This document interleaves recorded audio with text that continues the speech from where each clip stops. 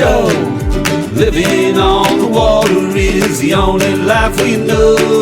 Yo, ho, ho, ho.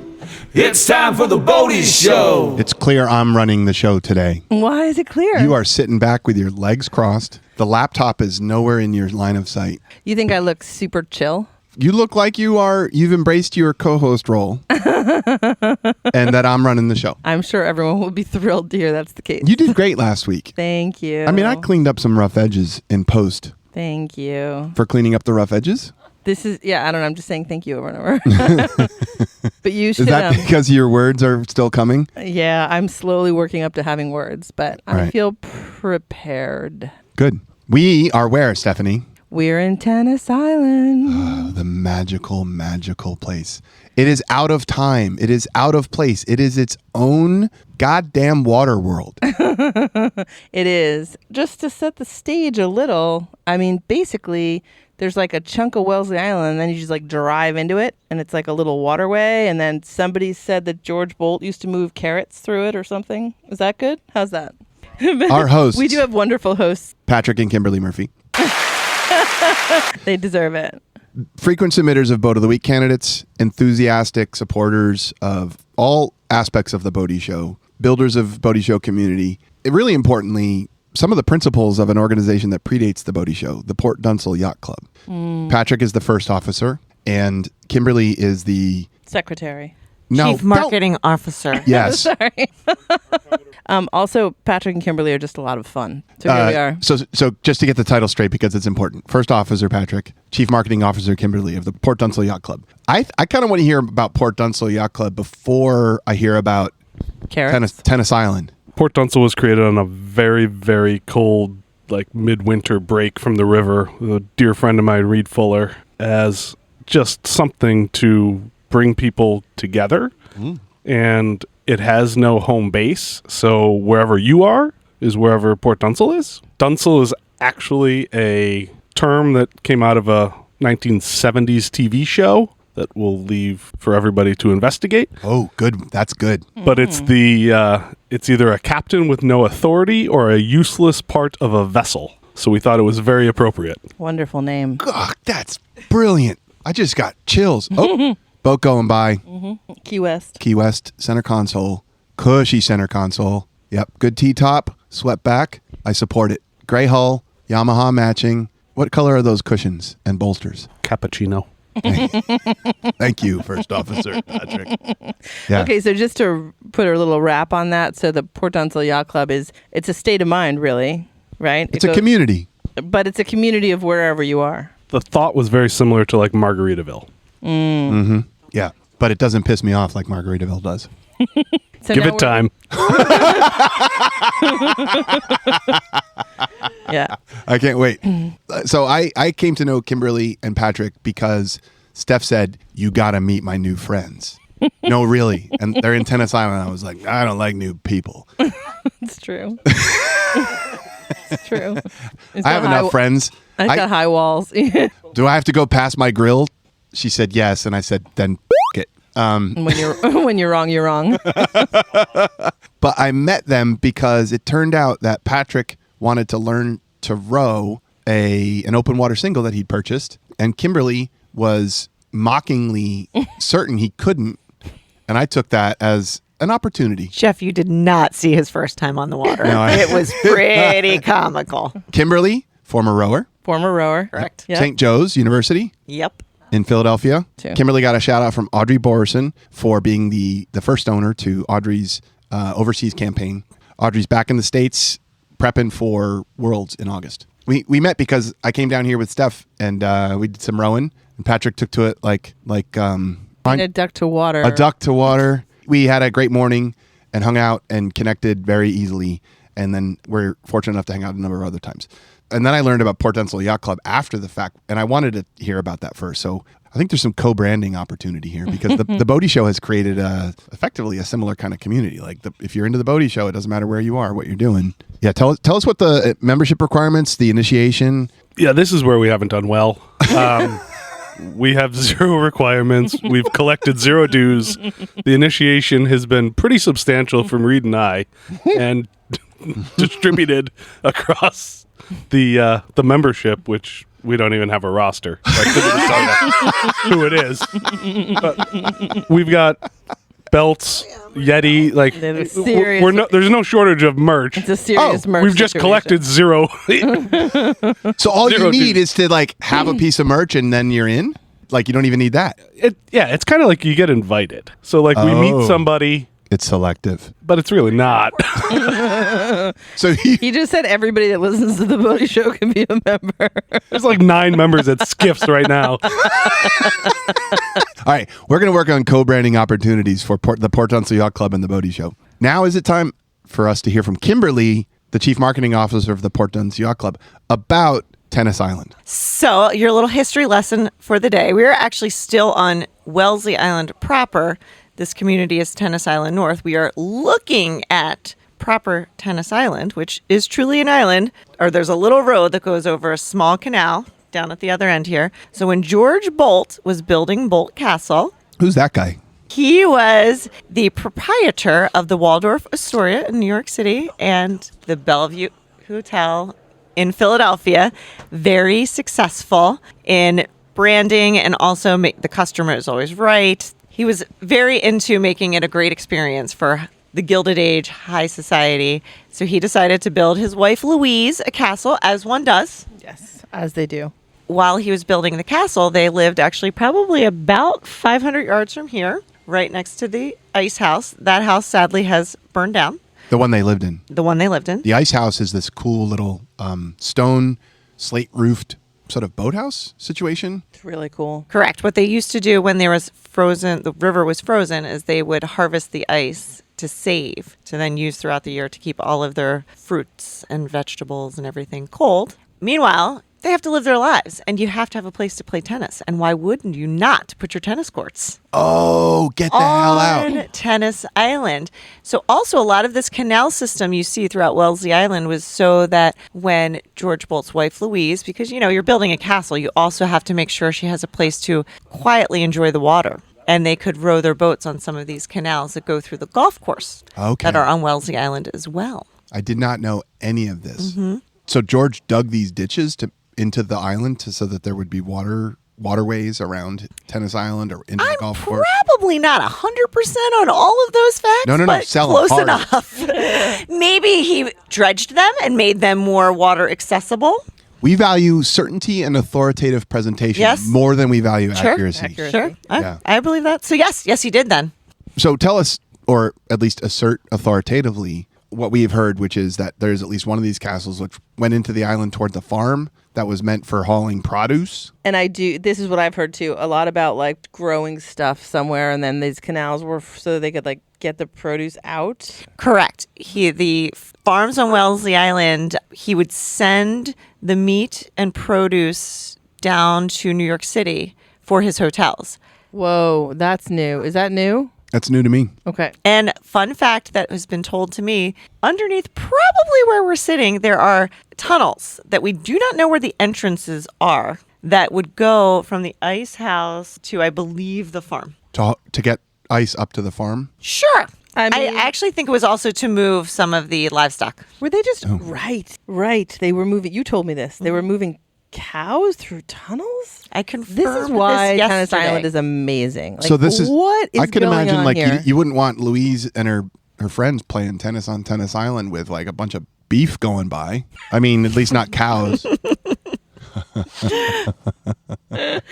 None of this makes sense. This sounds to me like these people were trying to make all kinds of transporting things as difficult as possible. Dude, I want that kind of money. Like, what are they doing? I mean, maybe there was snow on the ground and Yeah. you need an easier way. No, to- like honestly, I if they also were- want a canal. I mean, I want a canal, and I also want a tunnel everywhere I go. So I want those things. I can't understand how they. Tunnel's a little creepy. Like, I mean, Super imagine creepy. what It's a kind of cow- animals live down there that aren't. Are you sure that wasn't a prohibition tie-in? Oh, Ooh, I don't know. Because my understanding is that Hart Island, where Bolt Castle is, there's some tunnels for receipt of said booze during Prohibition. do you think we should go down there? Have you ever found these tunnels? Matt Schwam, who I know is a good friend of mine, he used to ride his bike down there when he's a kid, but In doesn't. the tunnel? Yeah, but I said again, scary. Not sure I'd want to do that as a kid. Nightmares. Totally bizarre in every way. That he doesn't remember where the entrance. If you're listening to this and you know where how to get into the goddamn tunnel, give us a It's call. probably under my house. Yeah. It's under your house. I love it. We're going there as soon as we're done. Thank you. Get a shovel. Tennis Island gets Thank more you. and more interesting by the minute. Mm-hmm. What Tennis Island is today is a beautiful collection of modern. Jeff, just say it. It's condos. Like that's how the world works. You know, it used to be a modern farm. condos. Now it's condos. Now it's condos that architecturally, for me, are very comfortable and familiar because they look like they should be at the Jersey Shore in the back bay of Avalon or Ocean City. So I come here, I'm like, this is nice because I just sort of, I know this. There's a ton of really nicely mowed grass between the condos and recently upgraded and maintained docks, like a whole system of docks along this curving canal, which like comes in from the main channel through a bunch of like more typical Thousand Islands, and it comes and uses this like really small entrance and that opens up a bit, and you've got some harbor. It's a safe harbor. So there are finger piers coming out from the boardwalk that runs around the perimeter of this canal on both sides. There's nice lighting. There are places to plug your boat in. There are benches. There are street lights like along the canal. It feels like we're really civilized. It's so civilized, and there are decks. But the condos are not packed together, so you're like smelling your neighbor's breath or anything, or listening to their podcast recording. Like all the poor people in DePrincio's last week. Oh yeah, that was something. Anyway, it's very dissonant from the rest of the Thousand Islands, but not in a bad way. It's a lovely place. I agree. It's really nice to be here. Yep, I agree. I really appreciate like the level of civility here. Yeah. It feels like a lot less sketchy and dirty. Like if than we were everywhere else I go to in the dig a Thousand canal, Islands. if we were to dig a canal from the river like up Mullet Creek to the boat farm where we have adjoining boat barns, it would not end up being very civilized in the end. There'd probably be like jet boat races. I do think that on the flip side of like looking so civil on the top and the fact that there's like cow tunnels underneath it is a great combination. Yeah. It's a little contrast. There's an underbelly everywhere. That's where we are. This is the most. This is the most we've about, invested in setting the day. It's exciting to be in Tennis Island. And just so you know, like back when I had a squirrel moment and said, "Hey, Key West going by," there's a really great inventory of sweet boats all tied up next to these nice finger piers here that I could break into description of at any moment. I will describe Missy, who's down in our 24-foot center console Eastern, powered by an Evinrude E-Tec 150. God bless you, Bombardier. Curse you for stopping making these lovely motors. Curse you. The one-step fog was great. The one-step fog of the that's how I winterize. Do you guys want to say more about that for other people? So Bombardier, Canadian company, bought Evinrude from an insolvent incarnation of the Evinrude company. I don't know if Johnson was even part of it at that point. And Bombardier is a Canadian power sports manufacturer, and they also make like jets and probably rockets and underwear. I don't know what else. Snowmobiles. Train cars. Train cars. There you go. Oh, Yeah, that's true. hey. Yeah, big train car manufacturer. So it's like one of those like industrial conglomerates that makes all kinds of things. They bought Evinrude, which at the time was the, if not the first, it was probably the major going concern that was making direct injection two-stroke engines. It was effectively a fuel-injected two-stroke motor. So, wow, we're going to go deep. It's happening. Yeah. All right. I think you have You're to. mixing fuel now. Yeah. To simplify, right? It's like so there's No, I'm I not don't- telling you not to go deep. Okay. I'm just setting the stage. I've gotten a lot of positive feedback. Yeah, no, on I know. Eking I'm Out. very supportive. Even You though weren't. I'm feeling ornery. I know. I see that. Drink your Bloody Mary and be quiet over there. The bottom line is there's different. There's two strokes and there's four strokes, which people I think are somewhat familiar with. But you should explain what those things are, and then what the E-Tec is comes from there, right? All right.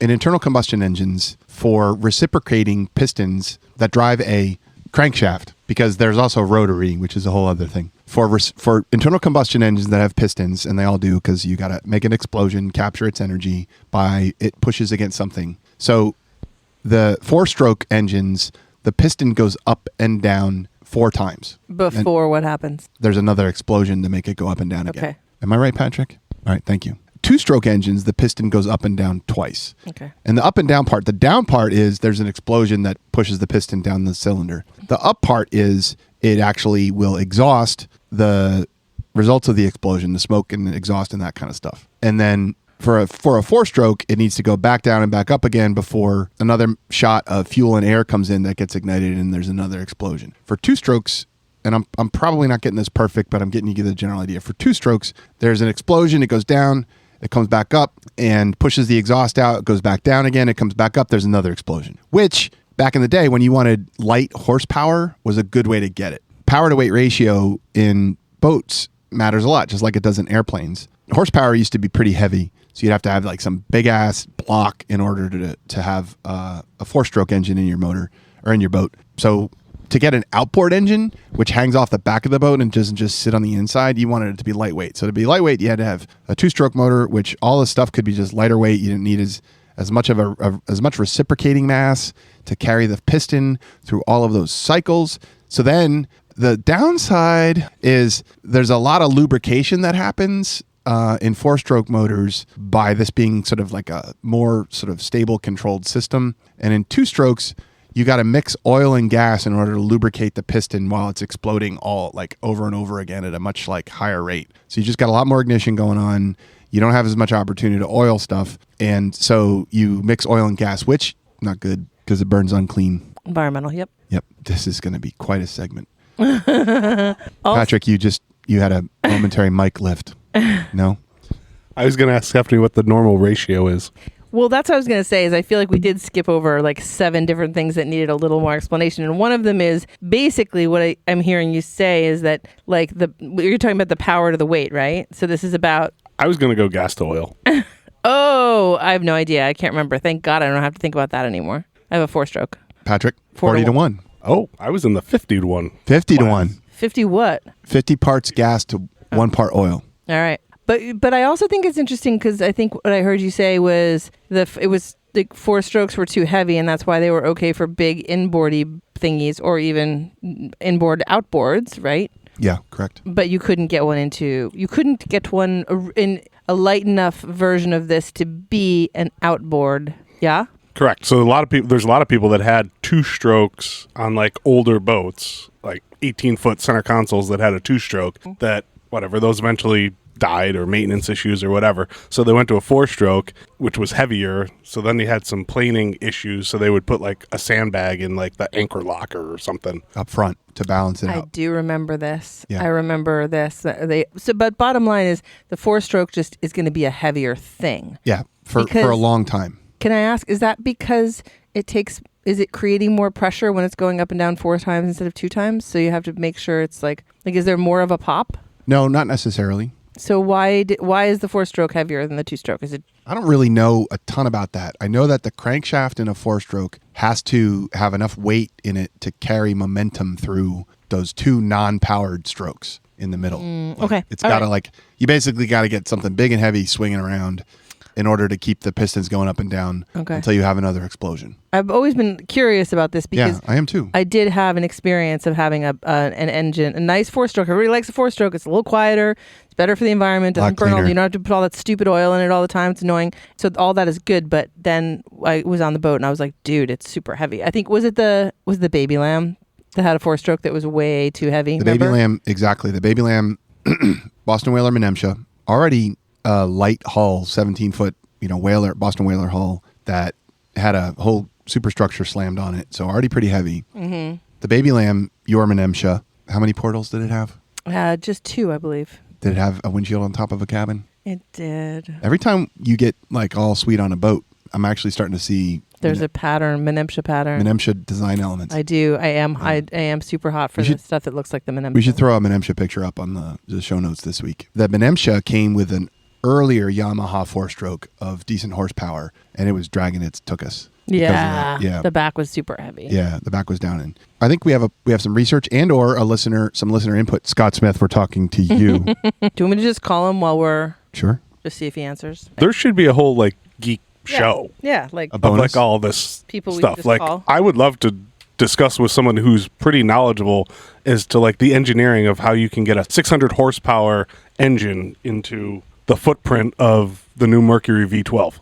It's bananas. Don't even get me started on the fact that the engine itself doesn't turn. Just the bottom like eighth of the engine is just the basically the propeller. Listeners, if you work for Mercury or you know somebody that works for Mercury, we want to talk to somebody at Mercury about all this stuff. And we'll do a whole bonus episode. It'll be free advertising for Mercury to the approximately 42 Bodie Show listeners, maybe 60. I don't know. Stakes are low, but we're really fired up. And we'll host you You can come to the river. Finished up. You're doing great. Okay. Long story short, Evinrude, back when it was not owned by Bombardier, introduced a direct injection two-stroke, which was basically high-pressure fuel injectors, shot the oil gas mixture into the cylinder, lubed the cylinder with the oil gas mixture, and because it was injected at high pressure and atomized in a certain way, the oil and the gas burned up together very cleanly relative to the old two-strokes during the explosion that drove the cylinder. So you get this light two-stroke form factor with clean burning, lower emission technology. You still have to have an oil tank, which then you have to fill sometimes, and then that gets hoovered up into the fuel system. But it was effectively adding high pressure fuel injection to a two-stroke motor, which previously, when carbureted, you just you mixed a lot of oil into the gas, and the gas was slippery enough that when it got injected in, it would lube the cylinder. Long story short, Missy's out on the eastern, blowing up a floaty. Jeff, do you know, was it Evinrude or Johnson who came up with the 9.9? Oh, good outboard? question. Yeah. So that's a great question. I know the reason, Tell us. as I understand it, that in Canada... Again, we value authoritative presentation more than factual truth. Okay? So sell it. Next week's show is going to be 33% retraction. Listener currently. A lot of old business. But we always forget about it. My understanding is of the 9.9, because I've always thought it was weird, was that in Canada, anything under 10 horsepower did not need to be registered. Ooh. I'll bet it's got something to do with that. I also know that a lot of places where people didn't want big boats going fast lay down a 10 horsepower upper limit. And so the 9.9 is part of that. But that may have the original origin may have come from. But back in the day, they had some weird, my parents had a 17-foot Imperial with a 117 horse Johnson. 117. You guys dyno that, and that's what you came up with, and you just ran with it? The chief marketing officer of Johnson at the time was like, those bastards over at Mercury have 115. What are we going to do about it? I've got an answer here if you want it. Did you text Scott Smith? Yeah. Oh, man, you're being like the best co-host. Thanks. All right. Here's what Scott says. Short version, mechanically more complicated, more metal involved. Boom. Boom. We're back to metal. Yeah. Oh, segue. Yep, segue. We're coming back around to metal. Because oh, damn it. I got one more little point. Do it. Bombardier bought Evinrude. Evinrude was kind of in the hurt locker because they bought this technology called FICT, F-I-C-H-T, I think from somebody in Germany where they're really good with high pressure injectors because diesel uses high pressure injectors.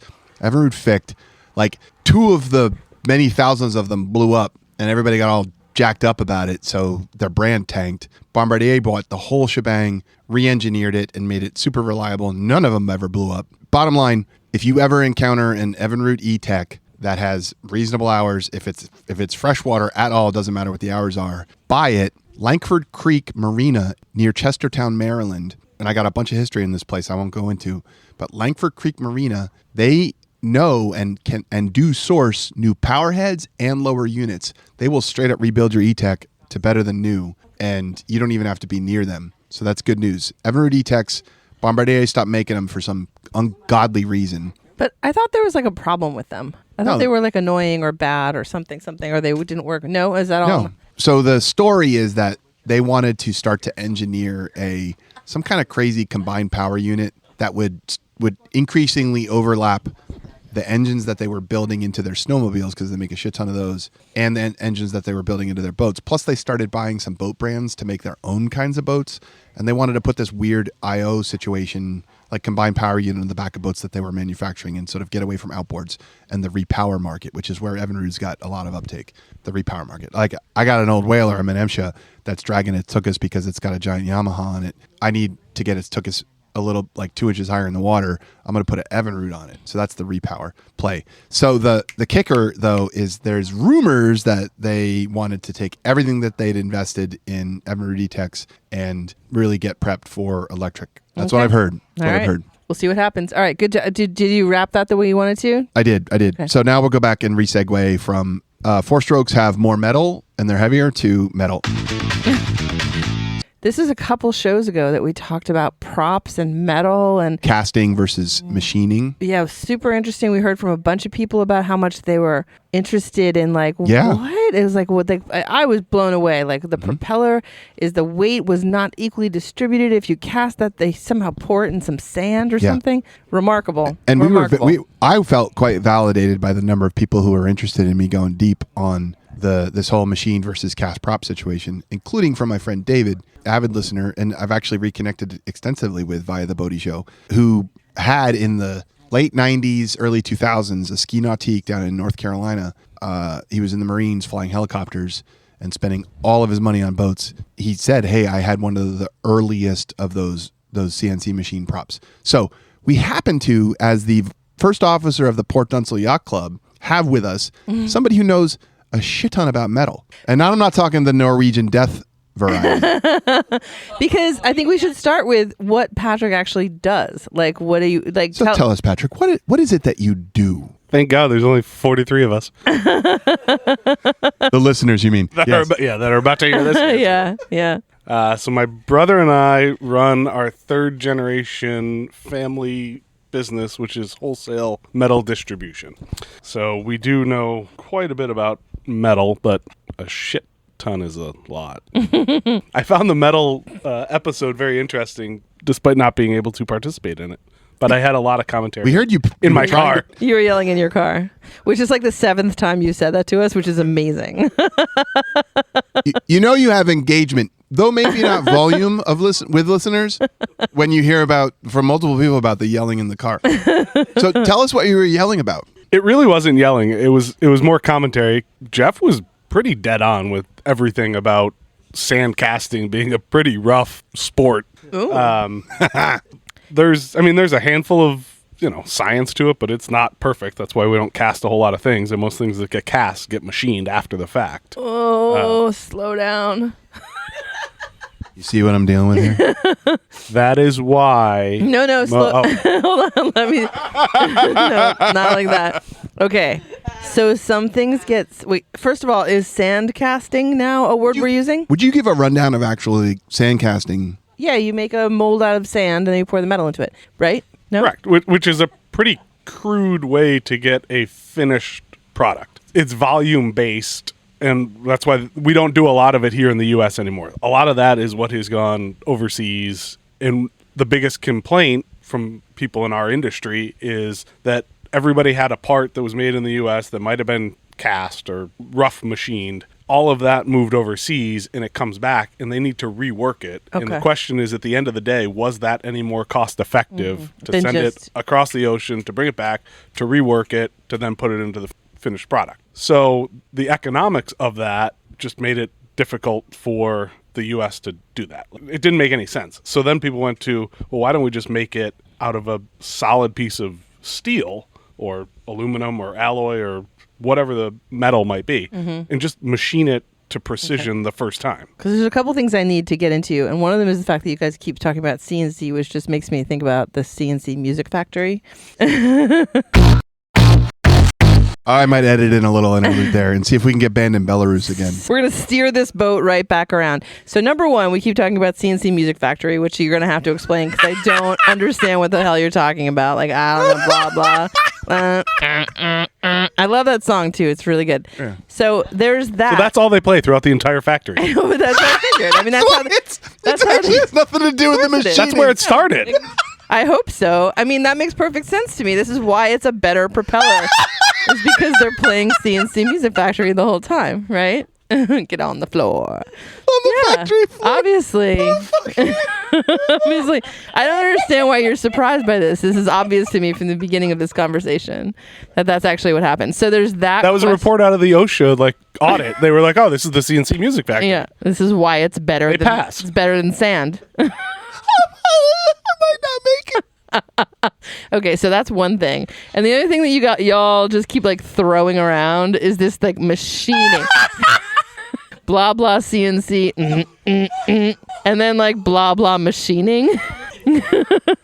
So since Jeff is completely incapacitated, no, he's not okay.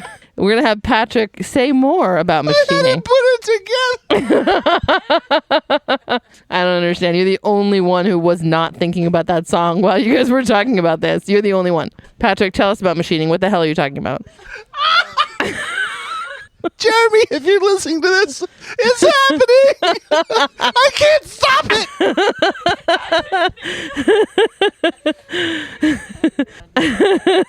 Gonna make you sweat till you bleed.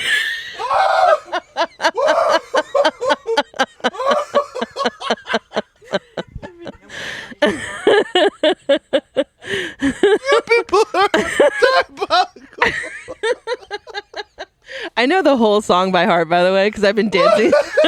so if I stop, it's only because it's only because I decide to be merciful. You're doing great. I think Somebody needs to explain what I mean. Maybe everybody in the world except for me knows what you mean when you say machining it. But what are you talking about? Machine is a very vague word. It can mean anything. What kind of a machine? Like a margarita machine? Is that what you use? Have you used yours? That's a separate question for a separate day. Fair. Go. What's machining? So machining, whether it's manual or automatic or CNC controlled, which is way more software programming. All right, we're gonna have to figure out a new word than CNC to get through this entire thing. A series of cutting tools programmed into a sequence of maneuvers to remove excess material to then leave behind your finished part, which could be a propeller, Ladies it and could be a gentlemen. pin, it could be the most simplistic thing of taking something that is 1 inch diameter and making it 0.9877 and doing that Okay. a million times. When we're talking about machining, are we always talking about metal or no? No, wood, Could be anything. lathe, machining. But it's being controlled by a computer always or never? no manual. Manual.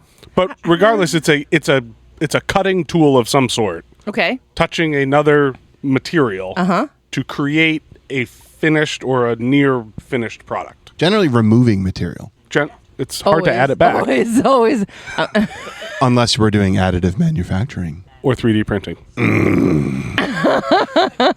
Listen, I had you for a second. We're gonna have so many Fine. bonus episodes, Patrick. You and Okay. me. It's gonna be lovely.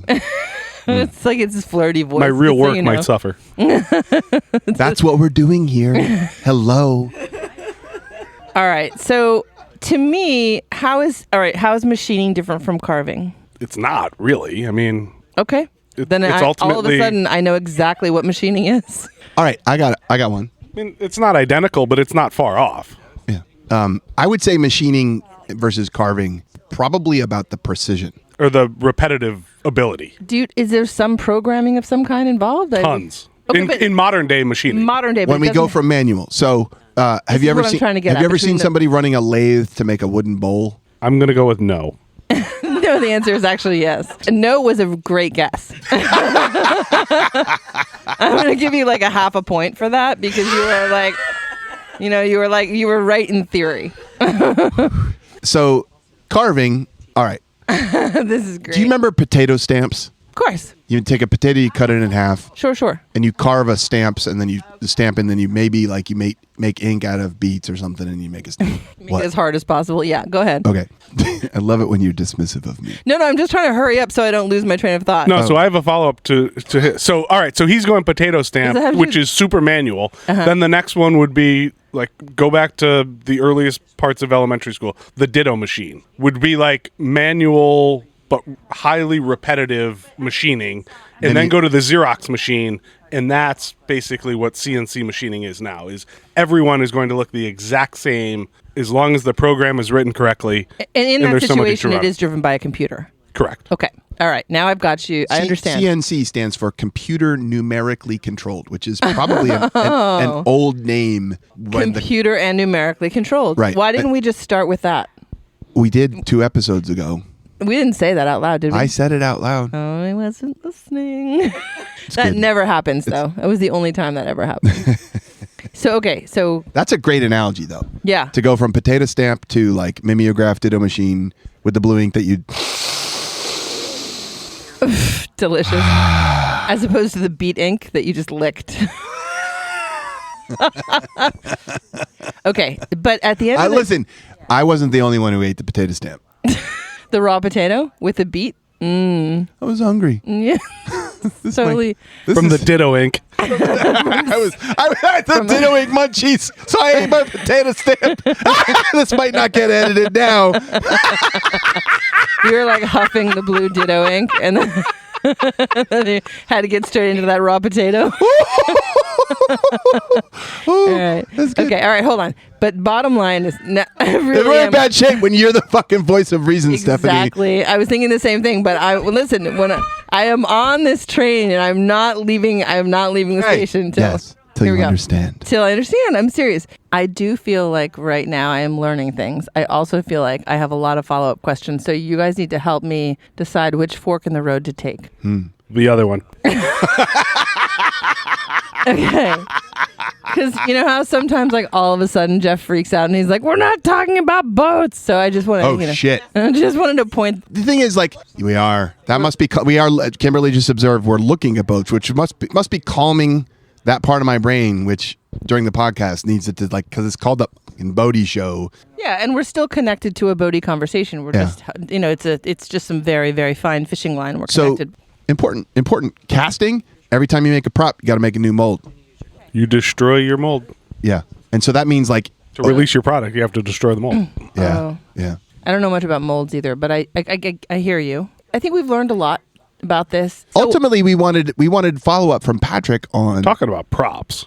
We got in really deep into machining. Yeah. I mean, but sometimes you have to ride around and figure out what's going on here, right? Yeah, So, you were mostly curious, like machining A, computer numerically controlled machining B. And so how do you feel about that now? I feel great about it, and I want to know if in your job, Patrick, do you guys do machining of metal? We do zero machining. You guys are more raw materialish. We are like a grocery store of metal. I know. Oh. You've told me a little bit about this. We just sell to anybody who does machining or Farmer Joe that wants to make, tomato steaks. But to aircraft parts. In general, is Farmer Joe wants to make tomato steaks and aircraft parts? Or that's not the same guy. Oh, okay. But we will welcome both transactions. Both transactions. Either customer is fine with you. And then, so can I ask, is all of the metal that you have, is it all poured as a chunk or as opposed to like poured into sand chunk thing? No, molds? Yes and no. So we are primarily a long products distributor. So we are bar and tube products. So now we've transported a viable like chunk of metal to a place where it then gets post-processed from the transportation into something that is closer to being a propeller. And then if it's aluminum, it may very well become a propeller.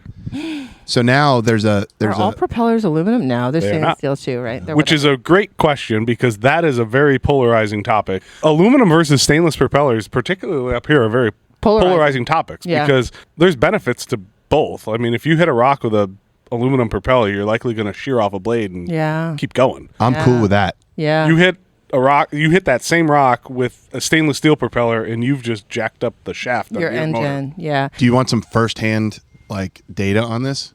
If you're trying to decide in the Thousand Islands or any other place where that you're boating on is rock, choose aluminum every time. Because having done a lot of snorkeling around rocks, shoals, I have found many aluminum propellers that were it was just the propeller, wasn't any other part of the motor, and it was like a chunk of the blade that got cut off. Aluminum's like softer than steel. The chunk of the propeller gets cut off, or it's like the propeller just like shredded and I just find the hub. And then I find a lot of entire lower units of outboards and IOs with both propellers still attached, and the propeller's got like a little chunk out of it. And those are the steel ones. Those are the stainless steel ones. Half the motor went with it. And so stainless steel will not shred and get trashed. It will just like transmit a whole bunch of force from the rock through the rest of the motor, and it'll rip off the... But everybody's like, but stainless steel... Because stainless looks so hot. It's so hot. Also, like when you're snorkeling under your boat? No, when you look at all your motors tilted up, because you're that boater who doesn't want your motor to get all schmutzed by staying in the waters. You tilt it up, and I can see. It's like chrome on a car. Yeah, these are not my people. No, we've covered that. Like literally, that's the one part you don't have to worry about because it's under the water. The rest of it. There's another school of thought: just don't hit the rock. Yeah. You've already hit the shoal. Yeah, it's like it's already broken. It's already broken. Mm-hmm. Yeah. But I'm not. curious, Patrick, are your propellers steel? 66% of them are stainless steel. Look at that. Now we've got a fight on our hands. It's not just aesthetics because aluminum. There's a performance element to it. Yes, this is where there's a lot of online discussion and debate. Aluminum propellers, when you spin them real fast and they're resisting against the water, They slip. they slip. They will. Okay. They will deform. Slow down. Yeah, go ahead. They will deform slightly. They will deform. I don't think slightly. Stephanie likes when there's two people. No, I like it. in I the like same it. language. No, we're She's like, good. oh my God. No, I it's like stereo. it. I just want to make sure that we understand. I like Just it. take her headphones off. We've got slip, and Jeff's going to tell us what that is. So slippage is the propeller actually deforms slightly and it can't like push the water. I'm trying not to use the word.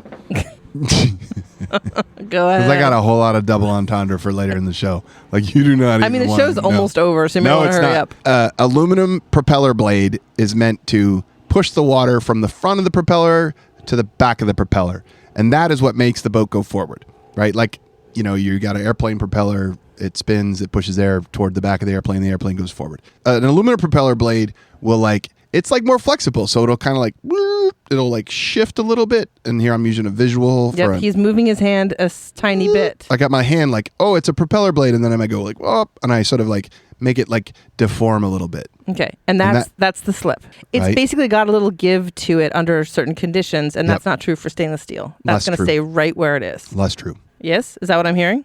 I would agree with less true. Less true. Okay, there might be a little bit of slip with stainless, but a whole lot less. For a Well, long, inboards are a little different because they tend to be bronze. yeah, they're bronze. They're made of why? Why is that versus aluminum and steel? That's a good question. That's a great I've question. never had a big enough boat to warrant a bronze prop or a direct shaft. Life goals. Direct shaft. Kimberly is looking at her phone. Kimberly just Kimberly's reading about she also just cavitation. yelled at us and said talk about boats, which was amazing. All right. So I do, to bring it back, we were discussing raw material manufacturing, probably a big bar of metal that gets sliced up into roughly propeller-sized chunks, and then a computer controls some knives and carves it into a propeller shape. Bottom line, for inboards where the propellers are made out of bronze, and that's a great question, bronze versus stainless steel versus aluminum on inboards, why? It used to be that all you could get was a cast propeller. Now you can get a machined one, which if it has 3 blades, all 3 blades are exactly the same. And when you're spinning something at 3,000 or 4,000 RPMs, and one part of it is heavier than the other, like when your tires are out of balance and you get that wub, wub, wub, wub, wub, at a certain speed, that's what happens on a propeller where one part of it is out of balance with the rest. How are we feeling about this now, Stephanie? I love it. Okay. I think this was our most successful Rear Admiral of the day segment. I loved it. I thought it was great. I'm super interested in a bunch of these weird little things, and the whole metal thing. I think is super interesting. I don't know. All right. What's next? We have a little bit of old business. Okay. Stephanie, would you please explain valence electrons? Valence electrons basically are just the electrons that are on the outer shell, right? So if you've got an atom, What's a shell? Seriously? Yeah. Okay, well, there's energy levels as you go out from the nucleus. It's positive in the middle. The electrons are negative. You go further out, you fill. There's a certain number of electrons that go. At the end of the day, valence electrons are the things that are on the outermost part of the atom, and they have some flexibility that the other electrons don't. So they float around with their negativity, and they balance out positivity in other places. Like internet trolls? Like so many things. I mean, I think once you get used to this You gotta be analogy, careful. You're going to be another co-host. I mean, once you get used to the idea of what they do, I think you'll find there are so many things that act like this in life. And so I think it's a useful analogy. That's why I used it, right? It's the thing that's it's connected, but it's not that tightly connected. It's just kind of drifting out there. Remember when our kids would leave all their shit everywhere? And on this all summer, we would spend our whole summer trying to get our kids Yeah, shit back. the first half of summer was our kids leaving their shit everywhere, and the second half of summer was us Maybe we would try to get it back, maybe. policing some of it up. Yeah, and then we just considered it all valence electrons. It didn't matter if the same stuff came back to the same place. It just was stuff that drifted around. So a and valence everybody could electron use it. is like a left foot flip-flop. Sometimes it could be, yeah. Especially if you had another one that you could just sub it in for, right? You don't need to get the same electron back. Boat coming into Tennis Island. This is a pretty boat. Talk to us. What are we seeing? It's a 26 Four Winds Horizon, navy blue hull. I'm going to go back to cappuccino for a boot stripe there. I agree. Matching canvas color to that too. Oh, yeah. I'm not canvas. I'm sorry, upholstery. Radar, quote unquote, radar arch. So like a molded in arch over the top, but like a really nice, not a lot of like supports that are going to bang you in the head. Canvas shade coming off of that arch. Wraparound windshield. Swim platform that is almost like on top of the water. Yeah, down low. Chilling pad on the back. I see speakers on the transom. I saw that on the way in. You did? Mm-hmm. Good. Why'd you ask me about valence electrons? Because it was a moment where you used a technical and scientific analogy to describe something that was not at all technical or scientific, which betrayed your true intelligence and educatedness from your often assumed, or sometimes assumed, dumb broad act. I feel like I'm gonna push back on this a little bit. I'm like you. I'm not gonna go around like talking about all the shit I know all the time.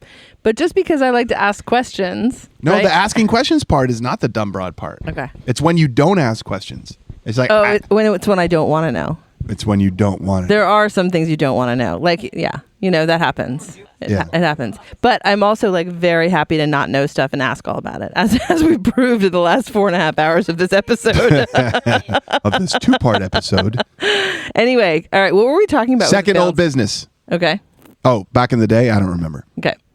Eric Masenko's ski boat make and model. We had some debate over whether it was 70s or 80s. You were right. It was 80s. And it was a 1986 what? I can't remember. 1986 Ski Supreme. Ooh, Patrick just made an O face. It's so hot. 86 Ski Supreme. Yeah, very good. It's so lovely. So we didn't know exactly what it was, so now we're just clarifying that. Next up, houseboat gas adventures. Yeah, we had a couple days. Let's start with 3 days ago. Stephanie was repositioning the houseboat from one island to the other in order. Is that what we call it? Repositioning the houseboat? I like using logistics terms. I just didn't know that was a thing. You can't just Don't make it dirty. You can't just be moving it, like driving it, running it. All right. Yeah, but why? I'm going to show Patrick because I can tell he wants to see it. Look at that thing. That's a Ski Supreme. Patrick's looking at a picture of a Ski Smoking Supreme. hot. It's got a lot of good 80s stripes. Do you love it, Kimberly? Yeah. Like, do you remember those, like, everybody in the 80s wore rugby shirts? It's kind of the rugby shirt design of boats. It's got a bunch of, like, horizontal stripes on it. That's an interesting analogy. Yeah. Are there rubber buttons? Okay. All right. What were we doing? You were repositioning the houseboat 3 days ago.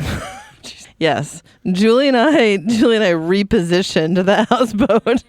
Julie and I got on the houseboat and we tried to drive it to the head of Grindstone. We did a mediocre job in the end of the day. You got it there safely. We did get it there, but it was a little sketchy. Why was it sketchy? It was 4th of July weekend, Friday of 4th of July. Oh, that's like going to a New Year's Eve party on New Year's Eve. It was, yeah. I mean, it was like a going to little a bar bit, on New Year's Eve. It was like the river was like a parade, like the whole thing. Yeah. Just the whole thing was a parade. And then also, so there was something going on with the engine. Maybe we thought it was bad gas. And then we're driving it and you just like, you kind of push the throttle down and it's like 2,400 RPMs and it's like revolutions per minute. And then it goes yeah. And then it did that the whole way. And so we're playing around with like, okay, well maybe if we just keep it, less throttle, maybe a little less revolutions per minute, or maybe more. Like tried to, find that magic speed. We're trying. We didn't have a lot of different things to try because we hadn't thought of. Well, you were getting rocked and rolled by a lot of wakes from a whole bunch of other boats. I don't know if for those who have met my houseboat, like you don't want to take waves from the side. No, a beam C. No. A beam C, waves from the side. No, thank you. Yeah. You don't want to do that. That's like your whole liquor cabinet's going to end up on the floor. Yeah, but shit off shells is not SOS, right? That's not what they mean. Shit off shelves. Also, that my houseboat is not. You're like I'm gonna get on channel 16. pan. WD-40 in the toilet. SOS. I mean, if it were a real boat, then I feel like it would have like the things that keep things from falling off of things. You know what I mean? Like latches? Like latches is a great example, and other things like that, like double-sided tape. You go in a real boat and it's like it's got all these little gadgety bit things, like there's like a little thing, like all I can say is thing.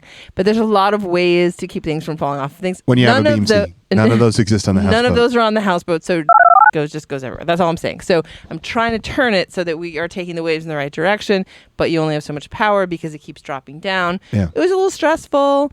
Bottom Yeah. line, you got to the head of Grindstone. It's probably like an 8-mile trip, maybe a little bit more, through Yeah. a bunch of traffic, around a bunch of rocks and islands and all kinds of stuff. So Yeah, and good then- on you for making it. Yeah, it worked out, Yeah. and things kind of calmed down a little. We got to the point where we could put on music and chill out, and then we got there, and the bay was so full of boats that we couldn't get to the dock.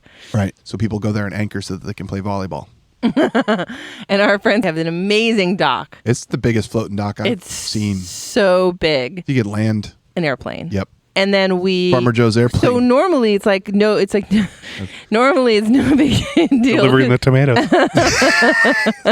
Bringing tomato sticks Actually- to all of the Grindstone farmers. Biplane. And then like normally you just like it would be super easy, right? But there were just boats everywhere, and then like all these people everywhere too, because it's shallow. You can stand; it's waist deep, and everyone's standing everywhere. And I have very little control, and a bit like this 36-foot like steel houseboat. And I think people just didn't understand the peril they were in. No, they had no idea. They're like, "Yay, it's that houseboat cute." And they were Let's having keep playing volleyball, but we might get mowed down. Yeah, and then I had to send Julie out in the front to do like some major. You didn't know about this? I had no idea. This was the best part. So Julia Purcell was already there with her crew on the dock, Tied ready, up, tied up and ready to help. You know, like they were full like Bikini Ready Go mode. Like we're ready to help you land. That's a good episode But title. they were bikini ready. But then there were all these people that just kept like driving in front of us and walking in front of us. And so finally Julie went out on the bow and she was like, "You all need to move out of the way." And she's so calm and sweet and kind all of the time. Yeah. And then but then I had to send her out for this completely different mission, and she had this whole new personality came out, and she was She's just quite like, capable of it. She's "Get out of a the way." teacher. What happened? What did the people do? Well, the people actually was really They're all interesting. standing waist deep, drinking like light beer and peeing. Yes. And like and it was like I felt the fact that I really, again, you have to remember, we didn't have a lot of control. It's a big heavy boat. It was also like it's not deep, so we had to Did you trim just up. tell me that a houseboat is 35 feet long? 35, 36. You know how long a houseboat is. Yeah, I know. I've been hiding it all the time because I like to be a dumb broad. Anyway. Anyway, so here we go, and like we're coming in, and Julie's like, "You all need to move out of the way," and everybody just looked at her like, "What? Like, why is that lady screaming? We're just standing in the sand." Like it was this funny disconnect. They didn't understand, but I do feel like there's this moment. Bro, the repositioning.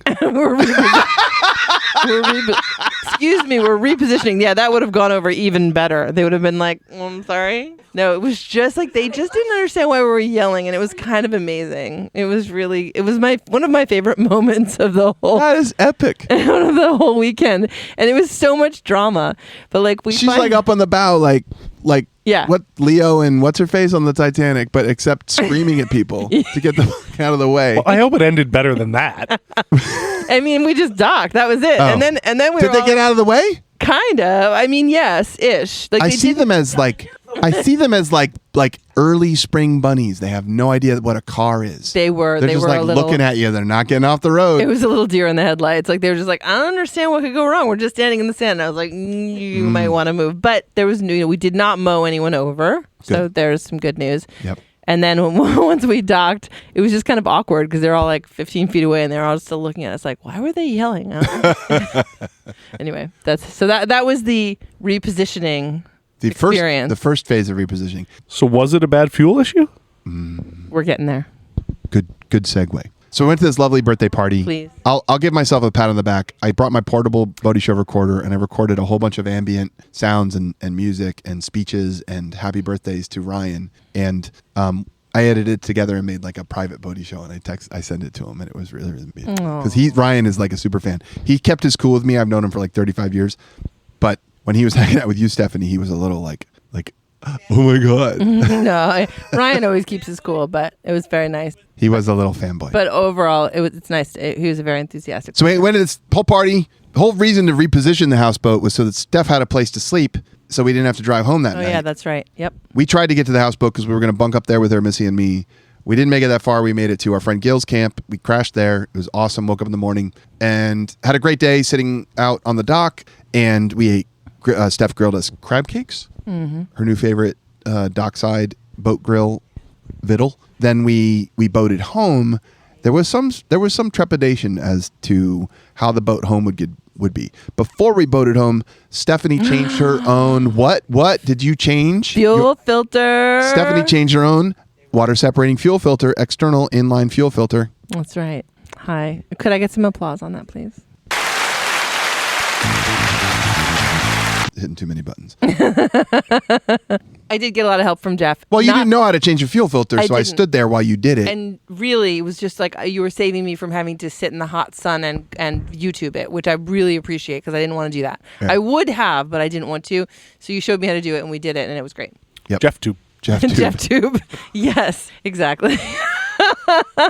Anyhow, you changed your own fuel filter. We dumped it out into a Gatorade bottle that I had washed out because I wanted to know. I didn't want any like freaking rockin' raspberry or whatever Gatorade flavor corrupting the actual condition of the fuel that we dumped in this Gatorade bottle from the filter. You were looking for satisfaction. Oh, I love dumping out a fuel with filter. some gunky. God, when you see what's been filtered out, you know what I'm talking about, Pat. Was it really clear? No, it wasn't. Part of it was because that was the water at the bottom. Yeah. we have pictures. We have pictures. They'll go up on the show Would notes. you like to see the pictures, Patrick, right now? Yeah. You bet I do. Okay, Patrick just likes to guessing. Patrick likes to dump out a fuel filter into a pickle jar. That's my preferred container. However, we didn't have one. We used a Gatorade bottle, and then we let it settle so all the sludge went to the bottom, so you could see what the fuel filter had filtered out. Patrick, tell us what you think about this picture of the fuel in the Gatorade bottle. There's another one to the right. Well, there's a bunch of filth muck in the bottom. Filth Muck's a good episode. It's not great, Bob. Do you feel glad that we got that out of there? Yeah? Yep. How You happy about satisfying that? is that? So now here's a new twist. Yep. After that exciting endeavor, we then eventually it was time to make our way. Yeah. And we did. So I was at the helm or whatever the hell you call it. And then That's exactly what you call it. Wait. Did I skip something? You did. When you reinstalled the fuel filter, what did you do? I can't remember. You lubed the gasket. I did lube the gasket. Yeah, I did. As you're supposed to. Yes, I mean, I was just following direction. From Jeff Tube. And I think I sang a little song while I was doing it too. It sounded a little uncomfortable and It weird. was super awkward. It was amazing. But it didn't have to be, which means you created that scenario. You did I have two jobs, and that's one of them. to make things uncomfortable. Yes. So what did you tell me to do? You were like, take a little bit of the thing and then put it on the thing. What did you say? I said like, is that bottle of I don't know why Oil. There was some random oil. there was a bottle of 4-stroke engine oil because Stephanie's houseboat has a Yamaha 4-stroke on it. Sometimes you have to top off the oil in a 4-stroke, which we won't go into because we don't want to have We'll never come a back. day-long episode. We'll never come back. I have questions about that because I've never done that either. Anyway, Yeah. but that's for next If you're time. calling in for hour 7 of the telethon,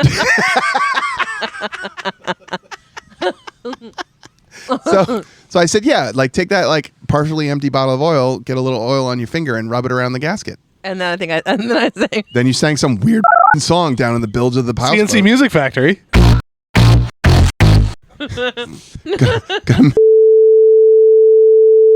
Oh my God, I'm editing that. Yeah. Yeah, that's B-roll. People will pay for that though. No. There needs to be consent for all the B-rollers. And then we got going. You were at the helm or whatever the hell that's called. And we're driving back. And I thought, okay, there was filth muck in the filter. We were in good shape because new filter. When you put your boat away at the end of the season, full tank, empty tank. All right. So first of all, before entering this new conversation, I'm going to say I am not the poster child for doing things the right way. I do know. Fair. I do know what I should do. Every poster needs a before or like, this is your brain on drugs. Every poster needs that, Stephanie. All right. So I'm just saying the gas in this houseboat is probably like 8 years old. Like it's not even a question. Can we get a picture of Patrick? It's not a question of like what I did last season. It's this. I would have tossed the tank. Cumulative problem. There's a depth of issue here that's a little deeper than just like what we did last season. We'll work through it. Exactly. We'll polish that. I would say that you're so right on. Like there's a lot of problems that had been led up to this moment. And yet here we were with a new fuel filter. And I feel like there was a real sense of optimism in the boat, right? yeah, I bought a boat that had been used very infrequently and topped off with new gas, but had not had the old gas burned. And it was a massive staller, straight inboard, but massive staller. I got it at a decent price because the person I bought it from had basically concluded that because it stalled so much, it was a POS. Mm-hmm. Yeah, that's different from SOS. Yep. And the Plates on shelves. there are going to be so many more boaty shows made on this deck. This is the best. So anyway, I dumped out a fuel filter, Patrick, and I'm just going to address you directly. What came out of it looked like Thousand Islands dressing. It was obscene. It was like this mayonnaise-y consistency with like chunks of diced pickle in it. And I don't know how gasoline gets diced pickle in it, but that's what it looked like. And I did that probably 2 more times. And then the boat ran like you wouldn't believe. It was just bad gas and probably an inch-thick layer of sludge at the bottom, which there are ways to get out of your gas tank instead of just repeatedly changing your fuel filter. However, I had small children at the time, so I wasn't going to investigate all those ways. I was just going to go like, hey, can I have 7 fuel filters from the parts store? And then change them over and over again. And that was your polishing technique. That was my polishing technique. So aside from the lactose intolerance boat that you had, when you put your boats away in the winter, do you fill the fuel tank all the way up, or are you an empty? Oh, Depends on the boat. here we go. So the deal is modern fuel has ethanol in it. Ethanol will actually dissolve water into solution. If your fuel tank is half empty, the sides of the tank, especially if they are metal, will condense water from the atmosphere, like your mirror after you shower in the morning. And then the drops of water will slide down the side of that metal tank into your gas, and the ethanol in the gas will dissolve that water, and now your gas is like got some water in it. Correct. If you fill your tank all the way up, you don't have metal that the water can condense on. Wait, don't we buy gas fuel that doesn't have ethanol? Isn't that what we do? We are fortunate around here that we do have lots of places. There are lots of places Where you can't get it. you can't get it. Okay. Like I would love to put it in my lawnmower in Syracuse Because and this is true I for can. all There is a gas station that has 90 non-ethanol, but that's rare. Yeah, most of the marinas here are selling ethanol-free gas, which wasn't the case 20 years ago Right. when we showed up. And people had a lot of problems. A lot of problems, right? So that ethanol in the gas dissolving water into the gas and basically reducing the gas's ability to explode. Do you know why that water is dissolving in that ethanol? Valence electron. Truly? Yes. Gee, Fuel trolls. I'm just saying.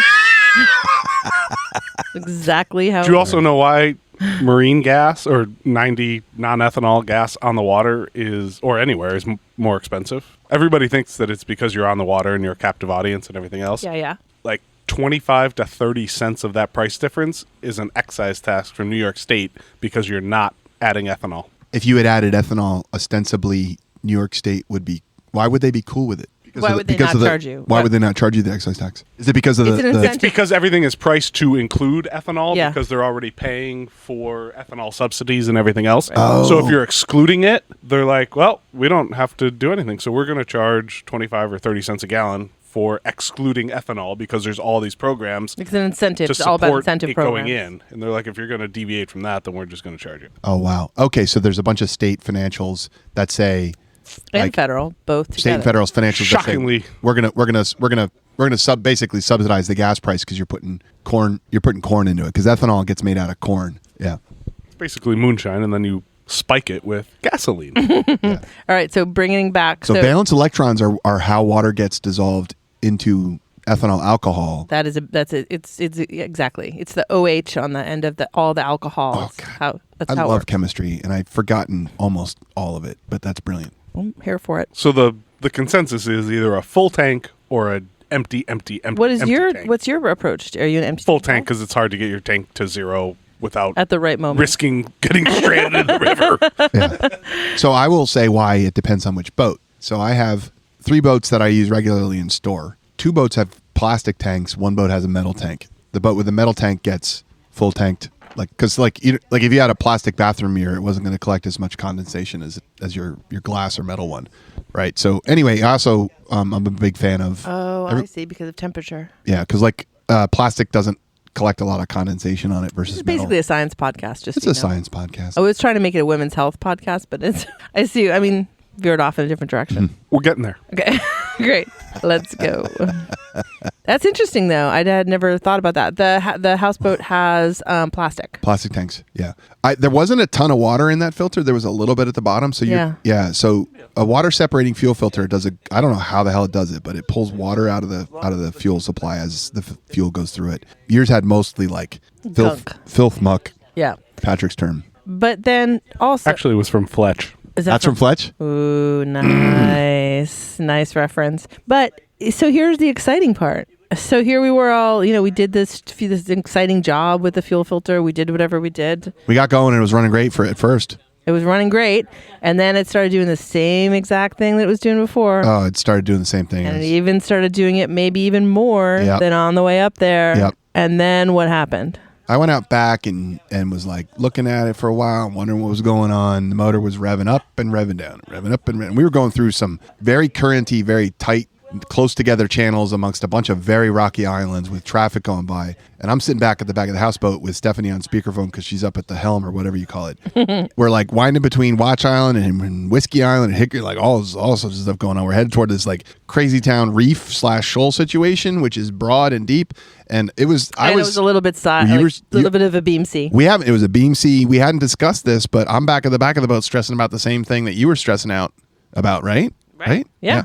And I was like, like I was certain that the filth muck that we poured out of the filter was the answer. And so I noticed that there was a ball on the fuel line and that the ball was soft. Is that a fuel ball? Yeah. Is that what it is? It's a gas ball. Gas ball? Yeah. Okay. There's typically one, but sometimes two. Probably lying. That's probably total bullshit, Steph. Listen, peanut gallery. I just go blow up another floaty. I just want to know what it's called. Is it called a fuel ball? It's the ball. It's I also like that no one knows. Nobody knows. It actually, I'm like trying to To be honest, it's just called. It's just the chief marketing officer isn't sure where the ball is. We'll show you later. Otherwise. It's fine. So wait, make that hand motion again, Stephanie. Everybody's making wonderful, like upwardly cupped squeezing motions with their hands. It's now become a men's health podcast. Listen, we are nothing if not diverse. We really cover a lot of ground. Oh, shit. But it's just a primer ball. Thank you, Patrick. Is it actually a primer ball? You probably were going to say that a little bit ago, and you so didn't. Long to tell us that. Yeah, he was looking for a lot more. I was waiting for men's health podcast. I love that you waited. Way to make it weird. Excellent job. Yeah, give that man a raise. So I'm like, I wonder if the ball is soft or hard. I almost got a fucking Bloody Mary out of Steph's nose with that. I know how this shit works. I'm good. I'm wondering if the ball is soft or the ball is hard. And I reached down and I gently cupped it and have another sip. Nope. And I gave it a squeeze and it was soft. And so then I squeezed it vigorously until it was hard. Yeah, you did. And guess what? Motor ran. The motor ran beautifully all the way home. But the best part was when Jeff came from That's all it took. the back of the boat, and he came up to the helm or whatever you call it, and he peeked in the door and he said, "You're gonna love this." I walked all 35 feet with joy in my brain. He's like, "I can't wait to tell Stephanie that I squeezed the Smile ball." on his face after cupping a ball. I squeezed the ball until it was hard. And that solved the gas motor problem. And we literally cruised home with zero incident. It was like we turned up the music, we cheers. It was rock and roll. It was a really I would say it was a combination of like incredibly simple and also effective and also super naughty. Nautical. Oh, nautical. Naughty Gal, probably I wonder how many boats are named Naughty Gal. All right, so we told that story. We got to the entendre. I'm sure that's the last entendre that will come up for quite some time. Yeah. Boat of the week, dude. Because that was rules of the week.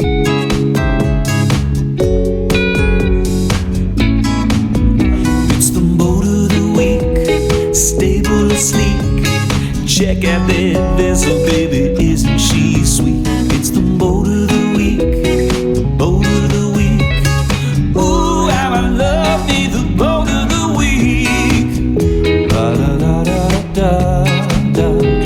How many people are you going? Yeah, let's check out the boat of the week. All right. This is actually boat of 2 weeks because The SeaDoo Spark? Oh. Tennis Island moment. No, it's not terrible. It can't be. It's awful. I mean, it's basically like a floaty toy with an engine, isn't it? Yeah. So Bombardier, the manufacturer we were speaking of earlier, has taken to making like really cool pontoon boats. And there's one going by. It's a SeaDoo Spark. It's a tiny little pontoon boat. Man. Jet ski style handlebars. Yeah. Yeah, it's a The real inside is totally configurable, like little 24 by 24 inch little blocks. Yeah. Oh, so you can arrange your furniture the way you want it? Correct. Isn't that the antithesis of pontoon boat?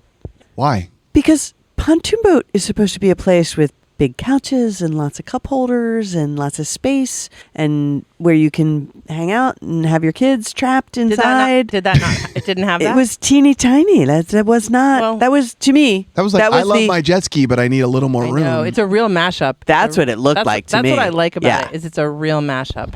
I'm loving my jet ski. I'm totally comfortable using the handlebars to drive it. And, like reconfigurable interior means good Super things. customizable. Yeah, I'm all for it. Like the pontoon boat has been the best thing for the maritime industry to happen since Ooh, two-stroke motor. that is a real. That's a. I big just don't statement. love the 100% roto molded plastic. Yeah, aesthetically, We're not aesthetically, saying yeah. beautiful. We're not saying beautiful. Yeah. We're saying it's getting a job done. It's getting a Yeah. job done that was harder to do before. Just getting a small family or a couple who are like, man, we don't want our kids to fall off the back of the jet ski out on the water. A pontoon boat, you need open water where there's not a blender or just calmer water. So you might just pick when you take it out, right?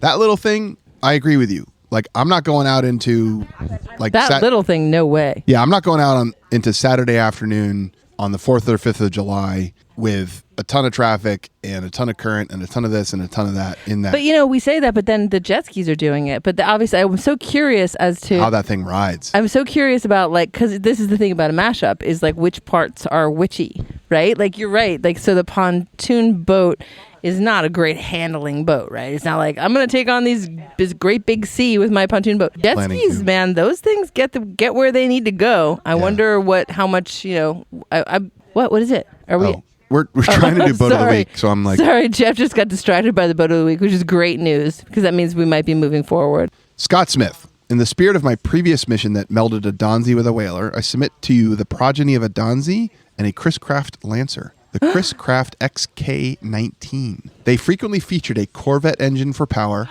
lots of upholstery, a sleek windshield that was more of a deflector, and the sturdy deep V of the Lancer series. We love us a Lancer. Do you think this is the one that Trish Tag has with the shag carpet and the bucket seats? Let's open a link and see. Because if it is, my brain is going to explode. So there's been a lot of discussion about how hot for the Donzi 22 I am. This is Scott saying, hey man, there's been a lot of Donzi 22s made, but there've only been maybe 100 or 50 of these Chris Craft XK19s. And it's a pocket speedboat with a deep V hull, which means it goes across the top of the chop really well. And this is kind of an interesting pivot on the pocket speedboat. Same idea, go fast, deal with rough water, look hot as hell, put a Corvette engine in me.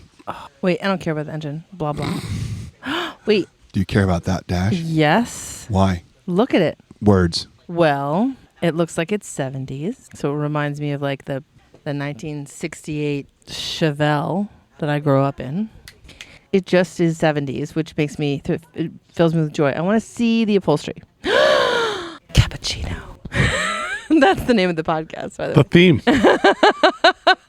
I think this is Trish's boat. Let me see the. It's for sale at Antique Boat America right now. How much money is it? 14.5. They've been dropping that. This thing's been for sale for a while. Can you show me the driver's seat? I think like this is straight it. exhaust. This has a straight exhaust. Missy will be happy. Let's go buy it right now. Yeah.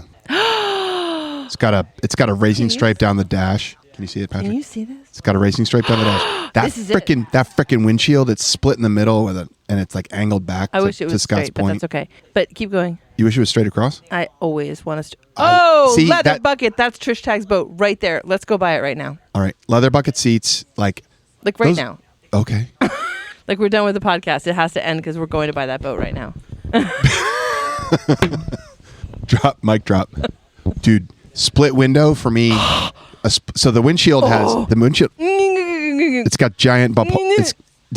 Right. What Steph's trying to say is that there are giant ribbed upholstered bolsters down either side of the cockpit. Is this at the Clayton showroom? Yeah, and it's been for sale for a while. We need to go right now. This is an emergency This situation. is straight up. I got like 2 boats I need to restore, and then this might be the third. You But don't or maybe need to restore that. no. It's Yeah. done. All right. We're just going to go get in it right now. And it's like brown 70s shag carpet color, which Cappuccino. hits Steph. So I'll just say the wraparound windshield deflector, to Scott's point, it's split in the middle, like in the front with an upright support, which I love because split window coupe on split. Oh, Come here. How long is it? 19 foot? yeah. Come here. 454. It's a Chris Craft and a After you moved me at Chris Craft. what? Mixed with a what? Donzi. Oh, wow. I That know. existed. No. Look at the bucket seats. She's real pretty. It doesn't actually exist. It's wait. like if they had a kid. Wait, Yeah. what? It's a Chris Craft Donzi? Talk dirty to me. Exactly. So I have a friend. It must be Trisha's boat. It has to be. I just texted her. There's a shag carpet in it. Is it really only 14.5? Should we go get it right now? Kind of. That's the words of some boat people right there.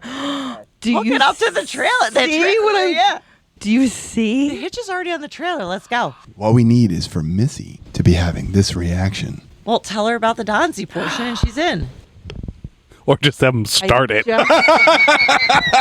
She's like, I don't care what it looks like. You- What does it sound like? I love it. I love And what is the frequency of the vibrations? Wait, who said how do we get Scott Smith sent it. Scott Smith is he's strongly advocating for me to go from Donzi 22 to XK19 fixation. And he might be there When because, you're right, you're right. Yeah. So the split window thing though, like old VW Bugs had split windows. Porsche, like really, really sweet. Like, oh my God, I love them so much. Classic Porsches have split windows. Same. Corvettes had split rear windows. Split rear window. guys are such like the 60, like adorable, the like- 65 Stingrays. You're such a great team. That car is like $300,000 now. Oh. And there's a lot of people that retrofitted them to have them be solid window. And what's this? $14,000? Back in the day. American. Basically free. I just want to say, do we have Scott to Smith, bother Chris with Craft anything else? I don't XK19. He understand sent why. another one that he said was by the roadside in Alex Bay. And I actually drove to Alex Bay when I didn't have to. I drove by the Century the other day going to Peach Shop because I normally go the other way between the police barracks and the ATM. And I don't go the other way. thoughts and feelings? I think you're dead on.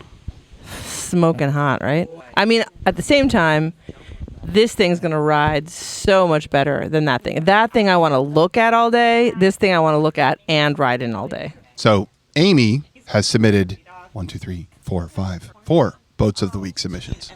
One's a canoe, Oh, wow. and we just like lost our minds over a Chris Craft XK19 with And then a she Corvette just sent engine in an aluminum canoe. Like canoe. Which is like, that's amazing. I look really. But that might have been a follow up to your marathon boat. It was. You're right. Thank you. Oh, Thank you. Let's pull the ad up. I think someone's paying attention around here. Yeah. So I was talking about last week. I was talking about Marathon Boat Company in Marathon. They used to be a customer of ours. Really? Hey, They of didn't go out course of they bus- did. They didn't go out of business that long ago. I'm going to say it was like, I called on them in 2008. yeah. Wait, do you guys The know that heartbreaker. the family that owned it lives on Wellesley? Really? Yeah. So Right she down the she road. sent in an aluminum canoe, 70-foot Grumman Canoe, garage kept. Money will be donated to St. Jude Children's Hospital. It's a live Facebook marketplace listing. $90. Well, that's a better deal than the last boat. I just made that plus some from making a swim ladder for somebody. I got to throw that shit into a boat real quick. You don't have a canoe. Yeah, I do. You do have a canoe? I have a Bluff Island salvage canoe. Oh, how come you didn't give it to me for my boat garden? No, that's the boat. That's the canoe next to the train tracks on the Schuylkill that I I don't gotta- care which canoe it is. I just want a boat garden. All right. Especially since you figured out Wick's boat, like The water boat wicks. wick. You like that? Boat wick? Yeah, you like that. I know. Amy sent also boat for sale. This is probably going to make Steph lose her mind. I saw 17-foot Sportsman, which... No? Yes? Yeah. So 17-foot 17 Chris Craft Sportsman. All one piece windshield. 12 Now that's grand. split. It's wood. Oh, it is split. You're right. I see it. Beautiful. Not so dissimilar from the one we saw on the way in here. No, we passed them. I thought it was an antique boat museum boat going by, but it was a private, which is nice Yeah, it to was see. totally private. It was the little Chris Craft. This is a 55 17-foot Sportsman, proud owner for the last 8 years, casually cruising Lake Placid with the occasional 1-hour cruise and dinner with friends. Time for it to let someone else enjoy the beauty of this. Boat is currently in Bucks County, PA, near home for me, getting cleaned up for 2024. Pictures show everything, swing away trailer, swells nicely in just a few days, which means when you put a wood boat in the water after it's been out for a while, the wood planks dry up and shrink. And then when you put them in, they swell and seal up. And a well-built wooden boat, when you put it in the water and the planks swell, will not leak. Right. It's so let's talk about it. It's two cockpits, the front where you drive, and then there's another cockpit for sitting behind it. Yep. The small boat, 17, 19? 17. 17. It's like a smooth side, and then it has the pretty, what do you call it, thing on the top with the stripy thing? Smooth side? You mean the Yeah, smooth sides. The sides are smooth. It's not lapstrake, but the top has the The deck? the deck. pinstriped? Whatever. Pinstriped? Here, let's go back and Do look. you want to tell people what that means? Oh, so pinstriping is a bunch of small stripes next to each other Pieces of wood with some sort of filler. Caulk. with an L. Okay? In this case, white. Stephanie's currently incapacitated. So when you build a deck on a boat and you lay down a bunch of boards next to each other front to back, often you will lay a stripe of sealant between them, those planks, which you can embrace as a decorative element as a stripe and not just like some random sealant. We're moving on, everybody. Next boat of the week submission. That was a great one, though. Yeah. Thank you, Amy. Beautiful. Patrick submitted yesterday. Do you have a job? Bars, covered this. Bars and tubing. Good question. Listen, respect, okay? As someone who We're all jealous. as someone who spends what I love about you, Patrick, though, is that this is typically for me like November through April. But you're just here, it's July, and we're still looking at listings together. This is good. God, I can't get that XK19 out of my brain. I'm looking at Patrick, and all I can course see you is can't. I'm looking at you, and I'm looking at you, Patrick, and all I can see is an XK19 with a split windshield. Exactly. That like Maybe the boat porn, consortium. exactly. Though the boat pool, since boat pool, she yeah. won't allow me to call it a syndicate. Ugh, so boring. Yeah, the boat pool. What the hell is this? Holy shit! Wait, Amy what? sent this. No, Patrick sent this. But that's why I sent in the email. Like I don't know if it actually I don't know if fits. it's a boat. I saw this, but you might not be able to say My that. personal ski Freebird 1992 Kawasaki Super Chicken, full custom build, 750 motor swapped, board ported, 44 millimeter SBN carb, full Kaufman exhaust. It's a Super Chicken. No, I mean, what? As a lover of all things gloriously random and custom, But you're likely to get wet, so it might not Oh. fit the It definition might not of be a a boat. boat. I think But we I have- thought you should at least see it. What do you think? it's all shiny. It's got like Oh my nice God. upholstery. It's got like a freaking It's got like a Knight Rider kit, the car steering handle thingy. Also, could we just say Super Chicken again? Look at this thing. Oh. Wow. Did somebody straight up build this out of God knows what? Or did they make more than one? It seems unlikely.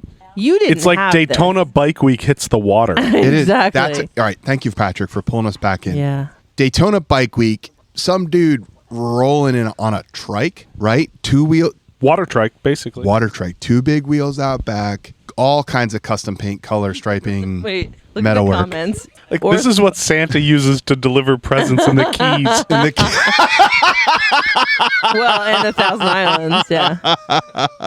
That's a good-looking seat couch. this thing's gonna have a hard time Wow. Wow. losing, and I could drive that without getting wet. So we're gonna call it in. What? Yep. I could drive that. Oh no. I'm like Patrick sent another email Uh-oh. at 12:05 today because we weren't here yet. We were supposed to start this shit at noon. Yeah. So this Jeff this was- one is pretty ridiculous. We were supposed to start this at noon, but I was Jeff doing was late. Since you have to click on that because you already brought up the brand. Okay. Oh. Porsche Fearless, 28 feet. It's in Buffalo. It's like silver. It looks like a bullet. It's out of a Buck Rogers Fever Dream speedboat. It's fiberglass, I assume. Yeah. Could be carbon fiber. God knows what. Okay. Oh, I'm looking at some interior pictures. Lots of interior, like automotive. Like, Yeah. armrests, cup holders, interior automotive upholstery kind of situation. You definitely need. If Kimberly and Patrick were driving this, they would need matching outfits. I would hope. Kimberly said she just threw up in her mouth. I would need a seatbelt to go with that. Yeah. It's a 28-foot speedboat. I like with that they threw a little wood on top because, like, why not? There's like a lattice wood grate on top. It's like a nod to the wood. Big Porsche lettering. It looks. I'm trying to think of which Porsche model it's given me. Talk to me, Patrick. What do you see? So I think it's designed to be modeled after a 911 Carrera GT. Okay. Especially when I'm looking at the. Could I ask about the handles Which on the seat? The oh shit handles? Yes, the holy shit handles that are like on the side. Like there's nowhere for anyone. They say it tops out at 85. Yeah, I'm just saying. I On don't know. a 28-foot boat, which is not that long for that speed, you might need to grab onto something. Hence the handles. Yeah. It's a happy story. Porsche's been playing around with boats because there was recently They had a little speedster. They did it. They've been like, I think they've been taking some of their electric technology and putting it into boats and playing around with people on electric boats in Europe. Yeah. There's handles all over this thing. There's a lot of oh shit happening. Look at that handle. There's like a handle. A lot of oh shit. Just a lot. Can I see it from the side? Ass end of it. The Oh transom. yeah, I actually don't like the way it looks. It's got a step tall, which means the running surface is the part of the boat that is in contact with the water when it's going fast. Has some notches cut into it to introduce air, which reduces friction so it can go faster. Probably going to cause cavitation. I'd like to hear it start up. Yeah. What's in it? Let's read that. 2008 Porsche Fearless 28, 50 hours. That's like basically not anything in terms of operating. Designed by Porsche Design Studios, the Fearless Yachts 28 was inspired by the Porsche Carrera GT, one of 4 in the world with the Mercury Racing 600 SCI Whipple Stage 2 kit. So a Whipple is it's a blower, it's a supercharger, a Whipple supercharger, Stage 2 supercharger, which means it compresses the air and then it compresses the air again and then it shoves it into the engine so it makes more explosions. You mean basically like a 4-stroke? So this is a 4-stroke motor on it, but when you have more air shoved into the engine, that means you can burn more fuel and make more explosion. It's a 4-stroke that they're trying to make a rocket. Yeah. The gunmetal silver paint boat is also fast, 85 miles per hour plus. Features include Porsche badging, updated vessel view, I don't know what that is, power swim platform, bzz, bzz, up and down James Bond swim platform, Porsche Isata steering wheel, don't know what that is. Patrick? Don't know about the steering wheel. Vessel View is Mercury's like digital gauge cluster. Okay, cool. So they've got a really modern Mercury motor in this thing. XR Sportmaster, hydraulic steering, and more. On an aluminum trailer, it is yours for only $259, reduced recently to only $195. Delivery available in USA and Canada. So this is like Porsche did a design collaboration to make a pretty Porsche boat back in 2008 to co-brand in some way, like get their design elements out there into the boating world because they're probably playing around with whether they should build boats or not. So who'd they collaborate with? Don't know. Okay. Fearless. God. I just feel like if you're collaborating, then maybe we should know who with. I don't know. Whatever. That's fine. Well, it's Fearless Yacht. That must be like a small volume, like high-end boat manufacturer. That's my guess. Somebody's been collaborating with BMW on a boat. Yeah. Mm-hmm. Did you see the hydrofoil one? Mm-hmm. Yeah. A bunch of people sent us that. Instagram wants me to buy a lot of boats. That's weird. Shocking. All right, I have one other submission, which was verbal to me by Claire. Tell who Claire is. Claire is my friend Ryan's daughter. She is a firecracker. 13? 13. Yeah. Like, this kid has been in charge of everything since she was 0. Right? Claire is a force of nature at 13. She said, "Hey, I love the Boaty Show. I listen to it with my dad when we're driving." And I said, "You should submit a boat of the week." And she said, "Okay." And I said, "Submit it by email." And she said, "I don't have time for that. Yeah. You need to look at my 17-foot Montauk." And she's talking about a 17-foot whaler that she was basically born in. Like, her mom, Rebecca, might as well have delivered her in this boat. And she's grown up in it. This kid I have seen at the front of this boat holding on to the bow rail, like the wraparound steel bow rail, while Rebecca hammers down. It used to have an old Evinrude 85 horsepower cross-flow 2-stroke. Those motors were probably more than 85 horsepower. They were bananas. And it got repowered with a sweet E-Tec, and the thing hauls butt. And her mother, Rebecca, knows only one speed, which is Ready go? ready go all the speed. And so Claire submitted that as boat of the week, the Montauk. Yeah, when you're right, you're right. Okay, let's do a recap. This week's slate on boat of the week is...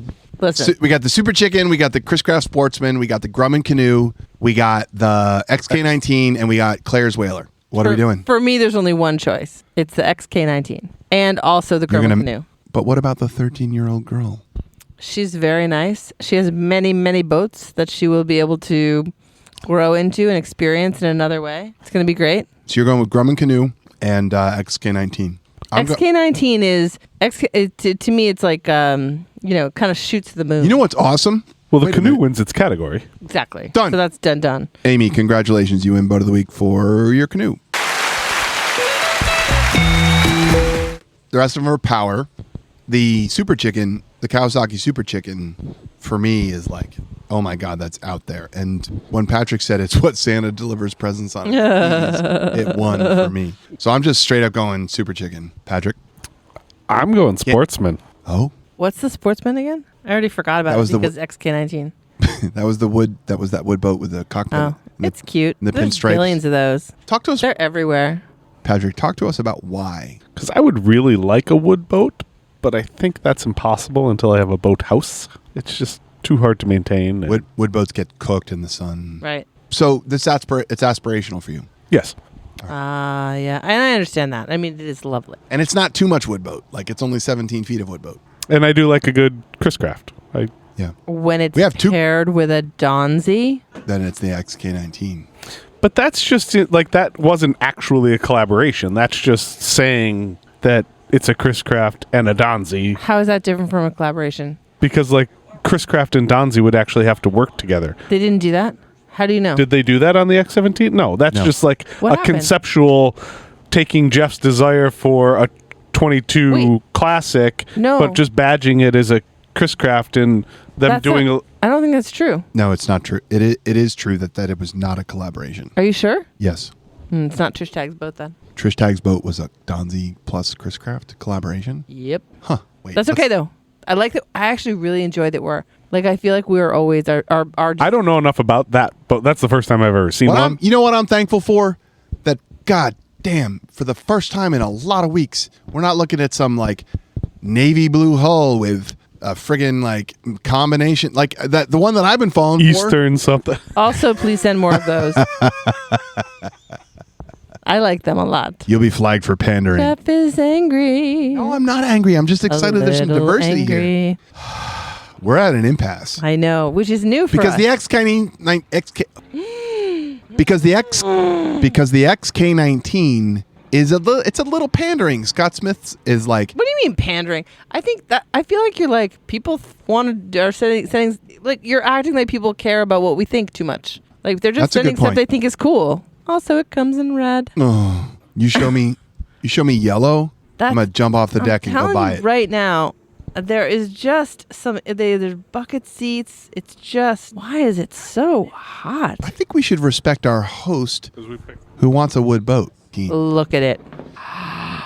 This one's called Rumble. I'm just saying. Missy's gonna like that. Let's I just mean, put this to bed. and The chicken's dead, Jeff.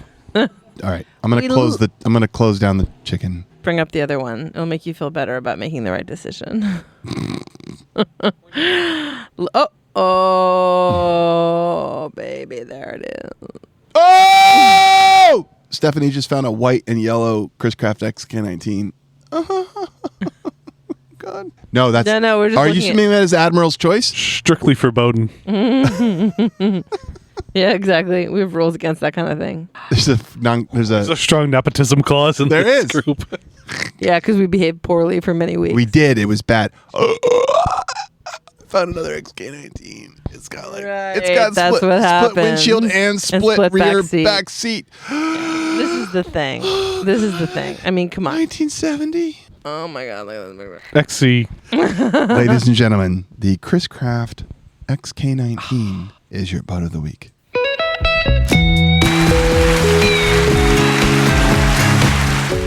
Wow. Holy crow. We're at 2 hours and 32 minutes of recorded time. God knows what's going to 11 minutes of actual content. You guys did expect us for dinner, right? God knows what is going to happen. What day is it? I don't know, but can I just tell you? Sunday fun day. Can I just point out that we've only covered 2 things on our show notes?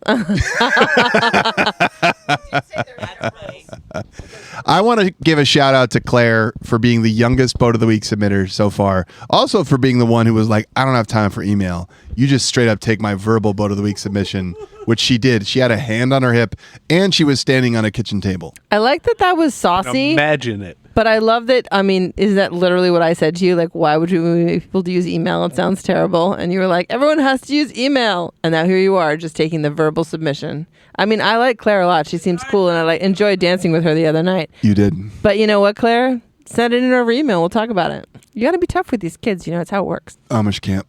Amish camp. Claire. There was so much more in the show notes. Claire would be driving the Amish team of horses for sure within like 20 minutes. All right. Hold on. What? Date for Boat and Float, and also promote the show. Up to you. So it's Wednesday. In 3 days, if you haven't bought your ticket to the Contender Show in Thousand Island Park, New York, please buy one ahead of time. It supports local music. It supports a 4-show program of live music in Thousand Island Park on the Tabernacle. And there will be a special surprise for any 47 of you who are Bodie Show listeners to come and see something happen live. The Boat of the Year will be awarded. That's going to be something. And Claire's the front runner. Claire's the front. Yeah, Claire might win Boat of the Year. As long as she Dark learns how horse. to use email between now and then. Got a real foot in the door. But come check that out. And Boats and Floats, when do we want to do it? The day after Yacht Rock. It's magic. Okay. All right. Ladies and gentlemen, the first Boats and Floats event will be on Friday, July 19th, the day after Yacht Rock. 5:15. 5:15 at Rock Island, New York. It's the island with the lighthouse. No, the other island with the lighthouse. So basically, yeah, it's the Rock Islands right across from TI Park. Yeah, You Rock can't miss Island. it. It's right near Fisher's Landing, New York. It's about halfway between Clayton, New York, and Alex Bay, New York. Pull up, bring your own whatever you need, because there's nothing there for us. No, there's nothing there. There's not even a bathroom. So Yep. take a dump before you come. Yep. Any questions?